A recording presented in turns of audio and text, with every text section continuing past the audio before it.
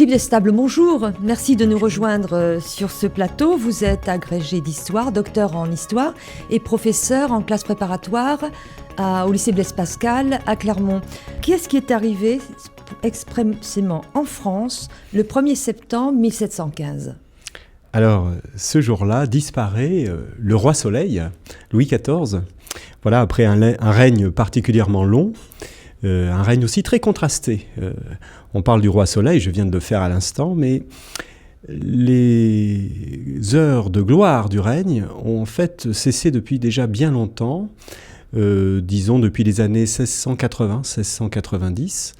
Et les 2 dernières décennies du règne de Louis XIV ont été particulièrement difficiles. Ce sont un peu les heures sombres du règne, on en assurément. parlera si vous voulez bien en fin Voilà. d'émission. On va essayer de reprendre un peu la chronologie. Enfin, Louis XIV est adulte. On fête d'ailleurs les 300 ans du décès de sa mort. C'est aussi la raison de la conférence que vous donnez là sur le sceptre et le compas. On va parler du sceptre et du compas. Louis XIV, c'est un roi bâtisseur. Mais il n'est pas seulement bâtisseur au sens Versailles et autres, il est bâtisseur d'autres choses. Vous allez nous parler de ces constructions-là, mais bâtisseur déjà en architecture. On a Versailles, mais c'est beaucoup de choses, Louis XIV, en architecture. Qu'est-ce que c'est Versailles et puis... Alors bien sûr Versailles, il faut aussi dire un mot peut-être du Louvre, la fameuse colonnade qui inaugure le règne personnel dans les années 1660 et introduit en France le style classique à la française, qui véritablement est la marque de fabrique souhaitée par le jeune roi. Donc le Louvre, Versailles bien sûr, mais aussi beaucoup de constructions qu'on oublie parfois et qui pourtant marquent d'une empreinte très très forte le territoire du royaume.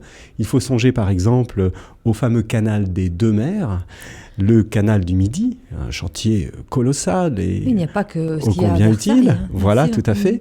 Et puis, donc, le sujet qui m'amène peut-être un peu plus devant vous, c'est celui des chantiers des fortifications.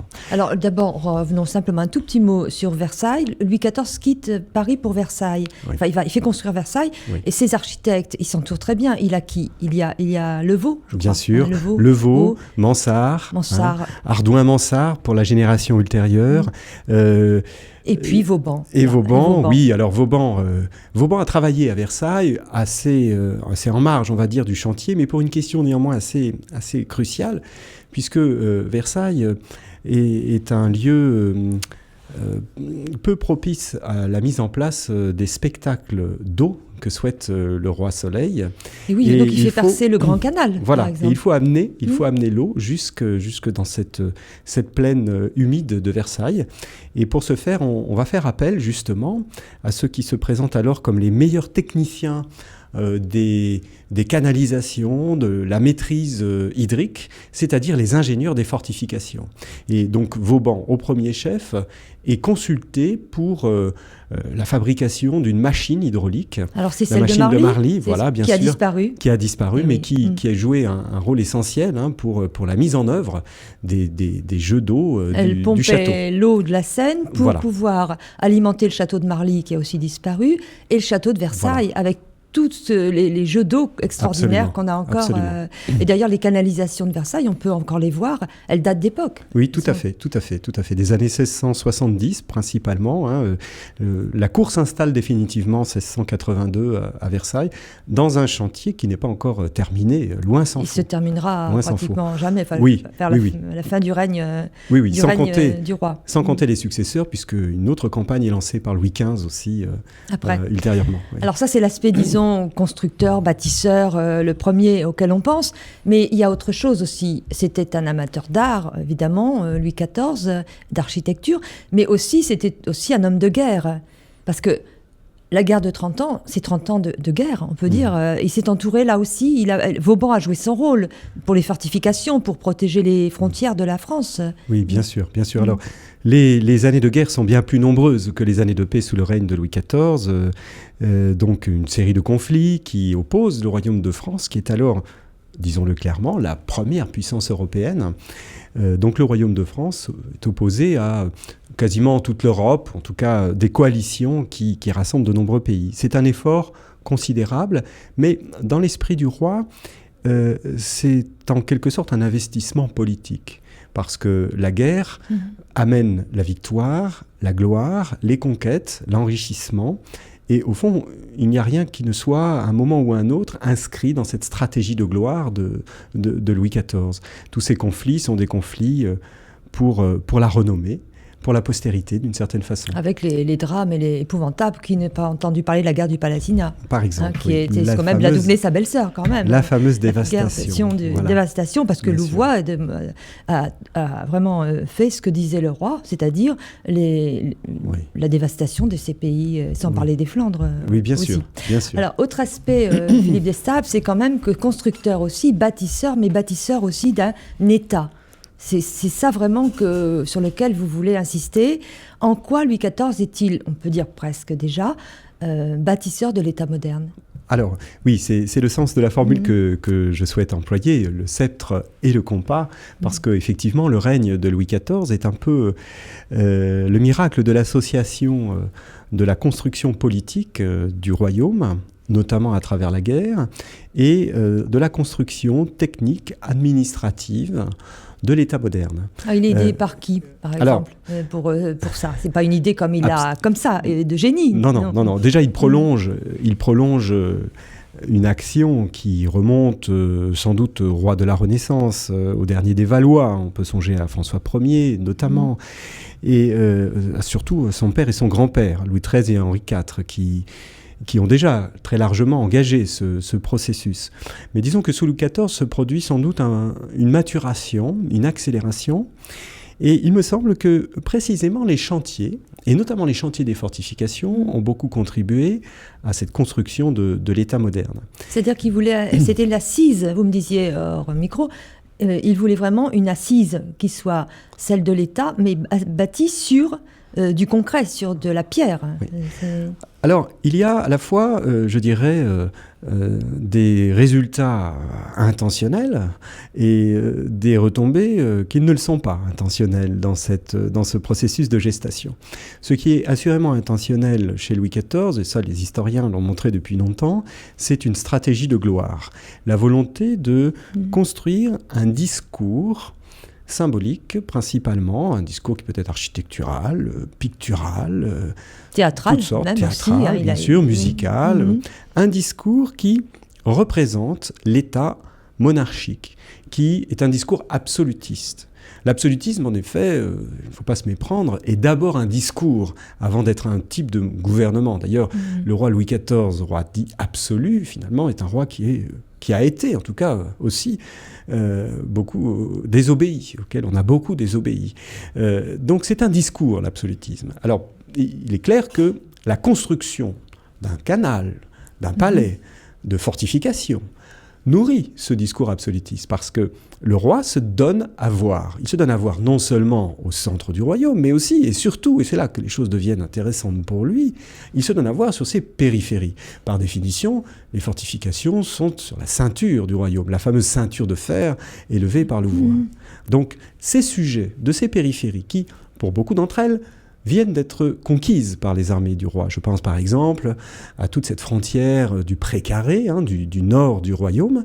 Eh bien, ces sujets, nouvellement un sujet du roi Louis XIV, du roi de France, ont sous les yeux le spectacle du roi de guerre, du roi bâtisseur. Et il y avait qui mettaient des soldats partout dans ces forteresses. Il y avait la présence militaire française qui gardait les frontières. Alors, très, très, très justement, votre question souligne tout à fait comment dirais-je, la double fonction des fortifications, les forteresses, les citadelles qui sont élevées par exemple à Arras ou à Lille, qui sont donc des villes nouvellement intégrées au royaume, comportent toutes un élément, disons, de défense tourné vers la ville, vers les habitants, ce qui montre bien la méfiance, le Moyen-Âge, puis la méfiance surtout de l'autorité royale vis-à-vis de ces populations qui grognent évidemment à la moindre occasion, pour diverses raisons.